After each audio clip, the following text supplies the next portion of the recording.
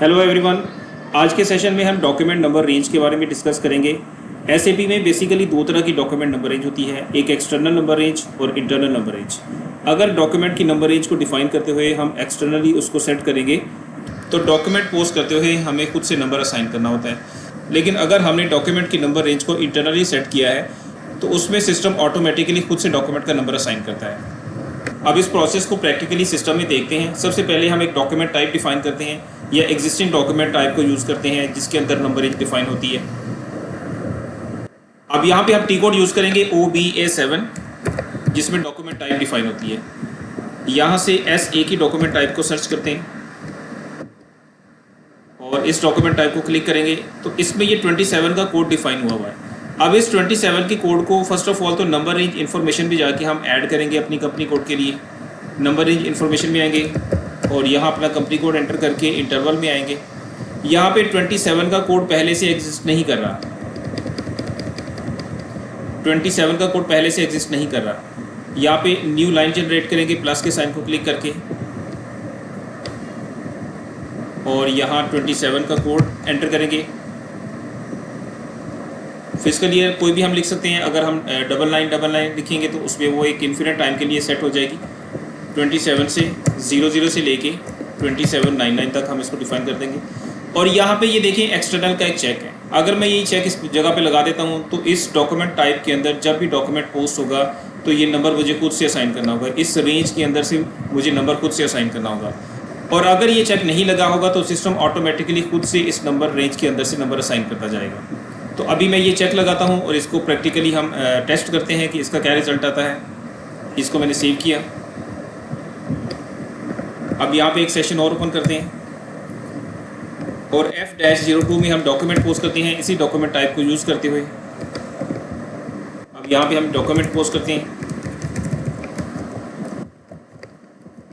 ये SA की document type use हो रही है। यहाँ से हम किसी भी एक्सपेंस के GL को डेबिट कर देंगे।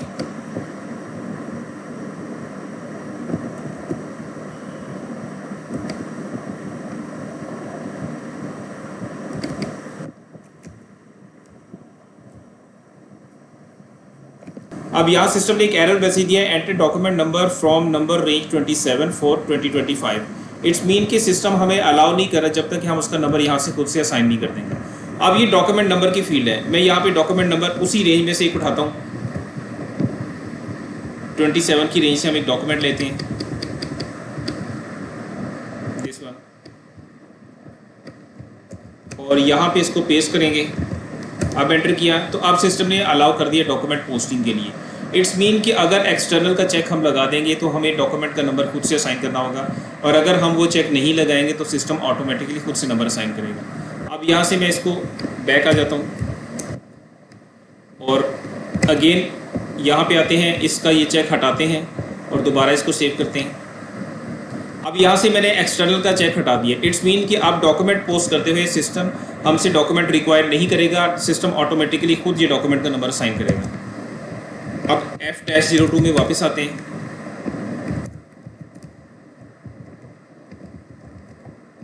और यहाँ पे अगेन वही GL सेलेक्ट करते हैं।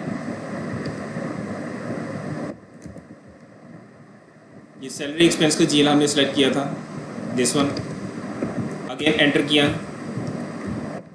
तो अभी सिस्टम ने डॉक्यूमेंट नंबर हमसे रिक्वायर नहीं किया, सिस्टम ने ऑटोमेटिकली नेक्स्ट स्क्रीन पे जाने के लिए हमें अलाउ कर दिया। अब यहाँ पे कोई भी अमाउंट हम एंटर कर देंगे।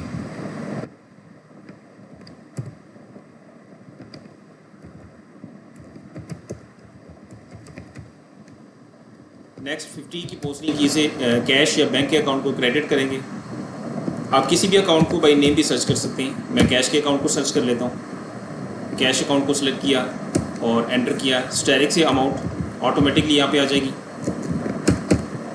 और यहाँ पे ये इसको डॉक्यूमेंट को ओवरव्यू करते हैं, सिमुलेट किया यहाँ से। अब ये एंट्री आ गई है, salary expense debit, cash account credit, और अब ये इसका नंबर सिस्टम ऑटोमेटिकली इसको जनरेट करेगा। अब ये देखें डॉक्यूमेंट नंबर की फील्ड में इंटरनल का नंबर आ रहा है। इट्स मीन कि सिस्टम इसको इंटरनली नंबर असाइन करेगा। अभी मैंने डॉक्यूमेंट सेव किया तो ये 27 का फर्स्ट डॉक्यूमेंट मीन्स कि उसको डॉक्यूमेंट उस रेंज के अंदर से फर्स्ट डॉक्यूमेंट असाइन हो गया। अब दोबारा रेंज में आते हैं और यहाँ पे अभी एक स्टेप बैक जाके दोबारा देखेंगे तो ये नंबर रेंज यहाँ पे इस जगह पे एक नंबर अपडेट हो जाएगा 27 के सामने। दोबारा इंटरवल में आए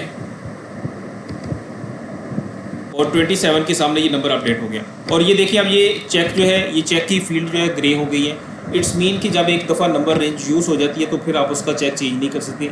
डॉक्यूमेंट की नंबर रेंज को डिफाइन करते हुए जब उस रेंज में से अभी कोई डॉक्यूमेंट पोस्ट नहीं हुआ होता तो आप उस टाइम तक ये चेक लगा सकते हैं। लेकिन अगर उस रेंज में कोई डॉक्यूमेंट पोस्ट हो गया तो दोबारा फिर आप उसका चेक नहीं लगा सकते। जैसे यहाँ पे कुछ रेंजेस हैं जिनमें ये अभी कोई भी डॉक्यूमेंट पोस्ट नहीं हुआ तो इनमें ये चेक लग सकता है। ये एनआर स्टेटस का मतलब होता है कि इसमें नंबर रेंज स्टेटस क्या है कि इस रेंज में से कोई भी डॉक्यूमेंट पोस्ट नहीं हुआ।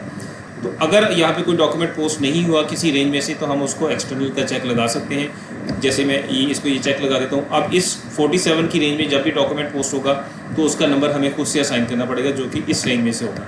और अगर हम ये चाहते हैं कि ये नंबर सिस्टम ऑटोमेटिकली खुद जनरेट करे तो हम ये चेक नहीं लगाते। नॉर्मली रिकमेंडेड यही है कि हम ये चेक नहीं लगाते ताकि सिस्टम ऑटोमेटिकली उसका नंबर खुद से असाइन करता जाए। Thank you.